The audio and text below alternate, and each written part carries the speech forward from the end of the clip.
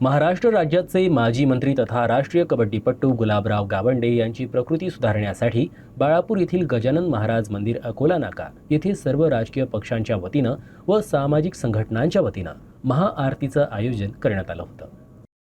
महाराष्ट्राचे माजी मंत्री आणि राष्ट्रीय कबड्डीपटू गुलाबराव गावंडे यांच्या प्रकृतीवर लवकर सुधारणा व्हावी यासाठी बाळापूर इथं सर्व पक्षीय आणि सामाजिक संघटनेच्या वतीनं महाआरतीचं आयोजन करण्यात आलं।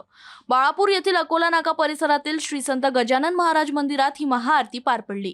गुलाबराव गावंडे यांच्यावर अमरावती येथील रुग्णालयात शस्त्रक्रिया यशस्वीपणे पार पडली असून पुढील उपचारासाठी त्यांना मुंबईतील कोकिलाबेन रुग्णालयात हलवण्यात आलं आहे। गुलाबराव गावंडे यांनी आजारातून लवकरात लवकर पूर्णपणे बरं व्हावं यासाठी मंदिरात विशेष पूजा अर्चा करण्यात आली। यावेळी पुजारी पंकज विखोरे महाराज यांनी त्यांच्या उत्तम आरोग्यासाठी प्रार्थना केली।